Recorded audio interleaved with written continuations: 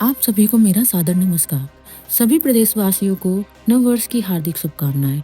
यह नववर्ष आपके जीवन में खुशियां, सफलता और नई उम्मीदें लेकर आए और आप अपने परिवार के साथ स्वस्थ रहे, यही कामना करती हूँ। प्रत्येक वर्ष की भांति इस वर्ष भी नववर्ष का जश्न धूमधाम से मनाएं। इसलिए मेरी आप सभी से अपील है कि आप केवल ऑथोराइज्ड पार्टी प्लेसेस में ही एंजॉय करें, जहां पर विभाग के द्वारा बार लाइसेंस निर्गत किए गए हैं। बार लाइसेंस निर्गत करने से पहले हमने सभी मानकों का पूर्ण ध्यान रखा है, जहां पर चाहे वो अग्नि सुरक्षा हो, लॉ एंड ऑर्डर की सिचुएशन हो, पार्किंग व्यवस्था हो, इत्यादि सभी चीज़ें देखकर ये लाइसेंस निर्गत किए जाते हैं। और अपने सभी स्टाफ की हमने ड्यूटी भी लगाई है, चाहे वो वरिष्ठ अधिकारी हों, कुमाऊं के ज्वाइंट कमिश्नर, गढ़वाल के ज्वाइंट कमिश्नर, प्रवर्तन के सभी अधिकारी, जिला आबकारी अधिकारी, सभी की हमने मैं वर्दी ड्यूटी लगाई है।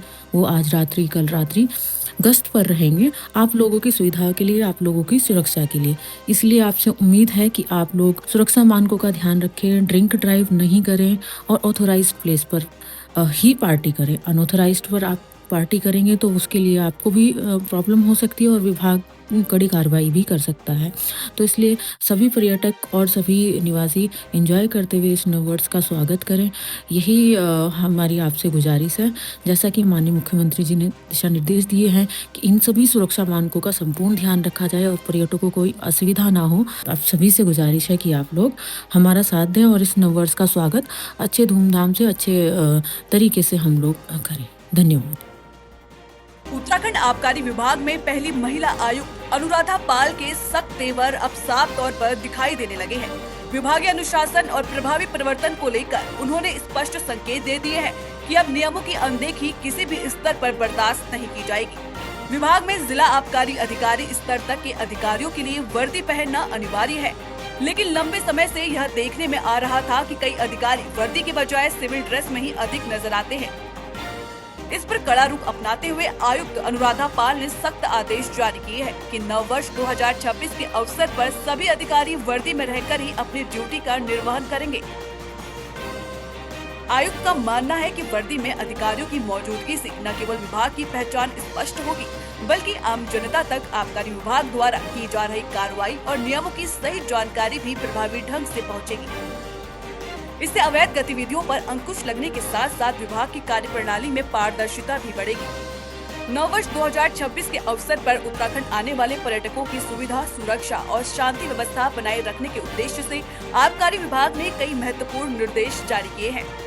आबकारी आयुक्त उत्तराखंड देहरादून की ओर से जारी आदेश के अनुसार देहरादून, हरिद्वार, टिहरी गढ़वाल, उधम सिंह नगर और नैनीताल जनपदों में संचालित समस्त बारों को विशेष प्रतिबंधों के तहत नववर्ष आयोजनों के दौरान संचालन की अनुमति दी जाएगी।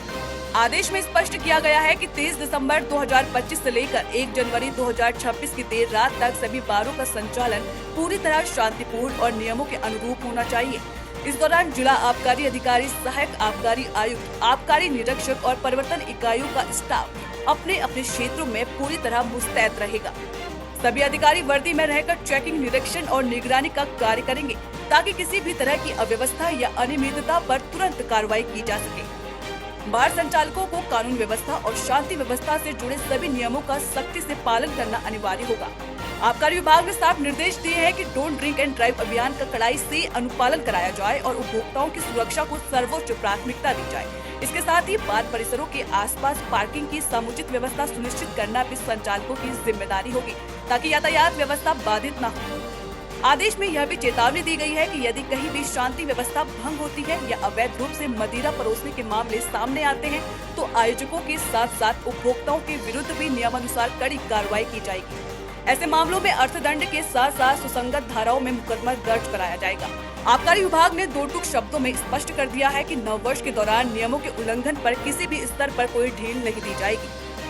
आयुक्त अनुराधा पाल के इन सख्त निर्देशों के बाद विभागीय अमले में हलचल है और माना जा रहा है कि इस बार नववर्ष पर आबकारी विभाग की कार्रवाई पहले से कई अधिक सख्त और प्रभावी नजर आएगी।